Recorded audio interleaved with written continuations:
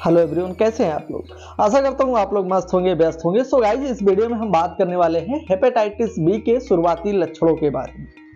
मैं आपको इस वीडियो में बताऊंगा कि आखिर अगर कोई व्यक्ति हेपेटाइटिस बी से इन्फेक्ट होता है तो वो कौन कौन से सिम्टम हैं जिनको देखकर उसको एक अनुमान लग सकता है, अंदाजा लग सकता है कि वो हेपेटाइटिस बी के संपर्क में आ गया है।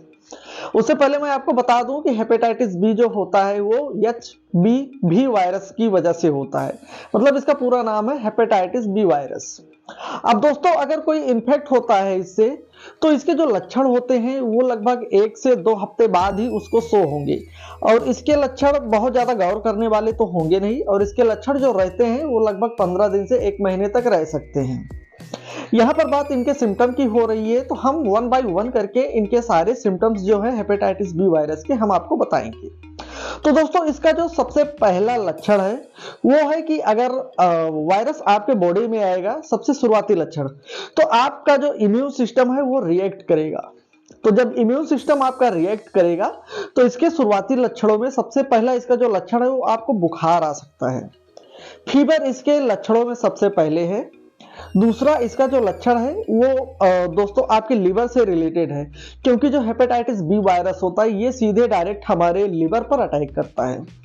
इस वजह से जब ये लिवर पे हमारे अटैक करेगा तो इस वजह से हमारा जो लिवर है वो धीरे धीरे खराब होना शुरू हो जाता है।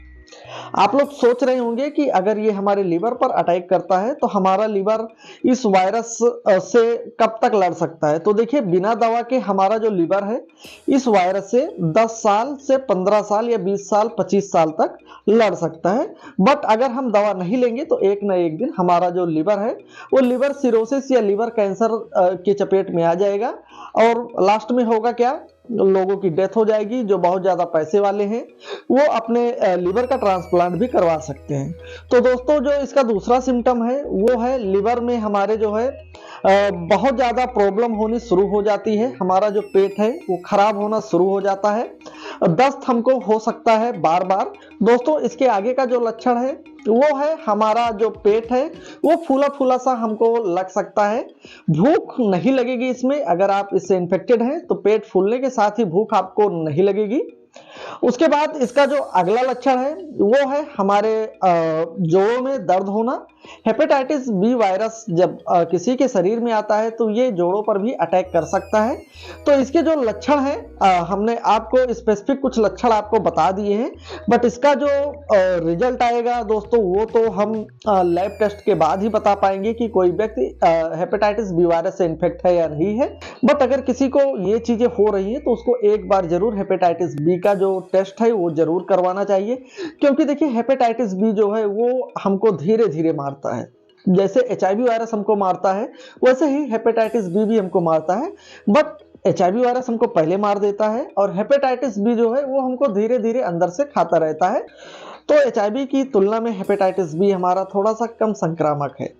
बट अगर हम 10 से 15 साल हेपेटाइटिस बी वायरस के साथ रहते हैं बिना दवा लिए, तो जरूर ही निश्चित ही हमारा जो लिवर है वो लिवर फेल हो जाएगा, या लिवर कैंसर में चेंज हो जाएगा, या दोस्तों लिवर सिरोसिस हो जाएगा। लिवर सिरोसिस के बारे में अगर आप लोग नहीं जानते तो मैं आपको बता दूं कि जो हमारे लिवर के सेल्स होते हैं, लिवर सिरोसिस में हमारे लिवर के सारे सेल जो हैं वो डैमेज होना शुरू हो जाते हैं। उनके स्थान पर फाइब्रोसिस बन जाते हैं। तो दोस्तों, ये होता है हमारा लिवर सिरोसिस। लिवर सिरोसिस भी लिवर फेलियर का एक महत्वपूर्ण रीजन है। जब लिवर सिरोसिस बन जाएगा या लिवर कैंसर बन जाएगा तो लोगों की डेथ निश्चित है। बट अगर वहीं पर हम अपनी दवाई लेते हैं, जो एंटीवायरल दवाइयां हैं वो इनमें दी जाती हैं।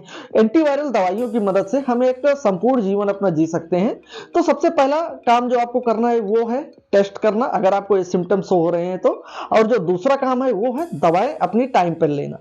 तो दोस्तों, आशा करता हूं आपको हमारा वीडियो अच्छा लगा होगा। अगर आपको हमारा वीडियो अच्छा लगा हो तो हमारे वीडियो को लाइक करें। यूट्यूब चैनल पर नए हैं तो हमारे यूट्यूब चैनल को सब्सक्राइब करें। मिलते हैं दोस्तों नेक्स्ट वीडियो में। जय हिंद, जय भारत।